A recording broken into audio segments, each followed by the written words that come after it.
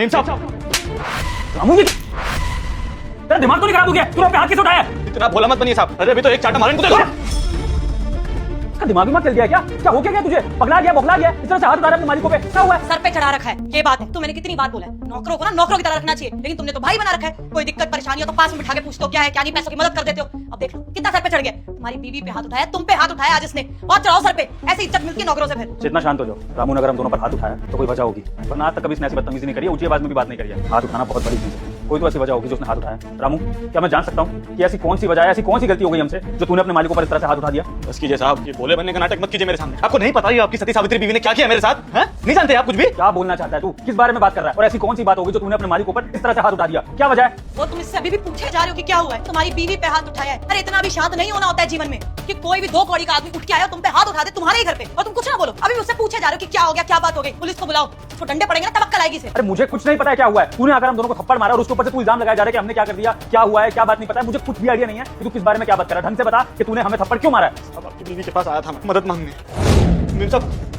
गाँव से रमेश चाचा का फोन आया, माँ की तबीयत बहुत ज्यादा बिगड़ गई है, 20,000 रुपए की जरूरत है मैडम, दे दीजिए और 1 महीने की छुट्टी दे दीजिए। मैं आते ही लौटा दूंगा। पागल वागल है क्या तू? अपनी मालकिन से आके सीधा 20,000 मांग रहा है और 1 महीने की छुट्टी तुझे क्या लग रहा है? दे दूंगी मैं। तूने मुझे पागल समझ रखा है? ये तुम नौकरों को ना बहुत अच्छे से जानती हूँ मैं। उसका तुम्हारा नाटक ही है, कभी ये बीमार है कभी वो बीमार है, इसलिए पैसे चाहिए उसलिए पैसे चाहिए। तुम लोग नौकरी ढूंढते किस लिए? इसलिए कि तुमको तनख्वाह मिले या इसलिए तुम हमसे पैसे ऐड सको? सब बात को समझे, मैं आपके आगे हाथ जोड़ रहा हूँ। मेरी माँ की तबीयत बहुत ज्यादा खराब है, मैं कभी ऐसे बहाने नहीं मारता हूँ।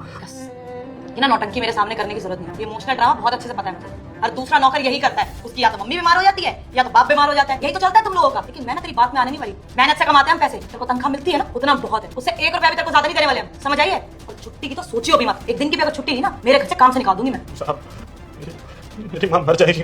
मत दे तो मर जाए, मुझे उससे क्या? मेरी माँ है क्या? बस कीजिए मेम साहब, हद में रहिए अपनी माँ के बारे में कुछ नहीं सुनेंगे हम, समझे? आप चुप रहिए एकदम, पैसे नहीं देने मत दीजिए। माँ से बहुत प्यार करते हो और कुछ नहीं सुनेंगे उनके खिलाफ, समझे आप? बॉस ना मुझे रख के बात किया कर, भूल मत। नौकर है तू यहाँ का, ये तो बदतमीजी करी ना तूने। तेरी आधी सैलरी भी काटू नहीं दूंगी और यहीं पे काम करेगा, कहीं नहीं जाने वाला तू। अगर एक दिन भी तू इधर से उधर देखा ना मुझे, यहाँ से नौकरी से निकाल दूंगी। पकड़ इसे, धो के रख दियो।